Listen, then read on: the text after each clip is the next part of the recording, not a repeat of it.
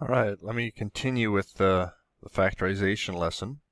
Remember, we're looking for the greatest common factor. So what is the greatest common factor of these two? Well, this is pretty easy to factor. Like, what is x squared?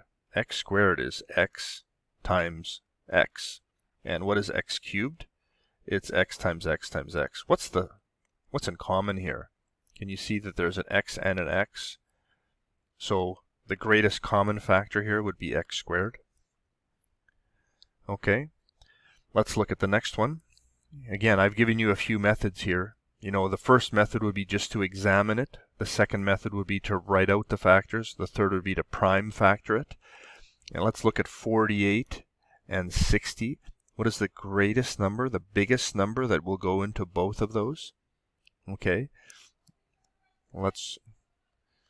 if you want to do a quick check, let's look at the factors. We've got 1 and 48, 2 and 24. Yikes, this one's got lots. 3 and 16, 4 and 12.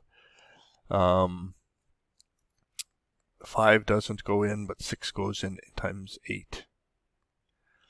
All right, so then let's do 60. Again, 60's got a lot as well. 2 and 30, 3 and 20, 4 and 15, 5 and 12, 6 and 10. I think that's it. What's the biggest number that they have in common?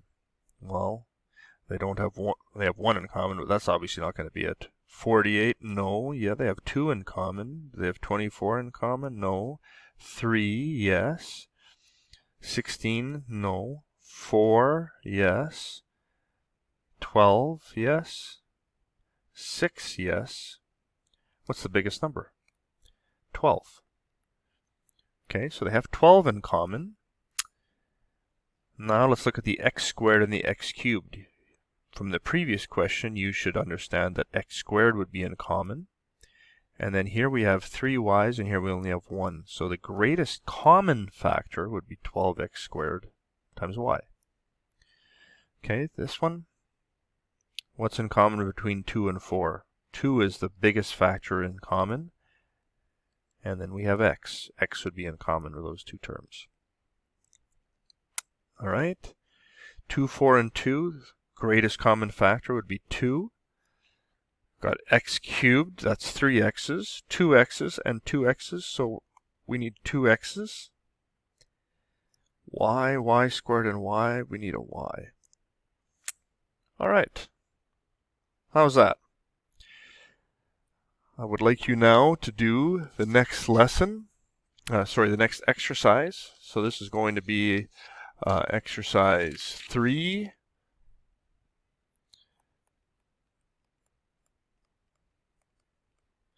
And I'm going to tell you that for the most part, the homework for exercise 3 is to prepare you for the next lesson. So I really want to, strongly emphasize that you keep up here and get the work done. All right? Thanks.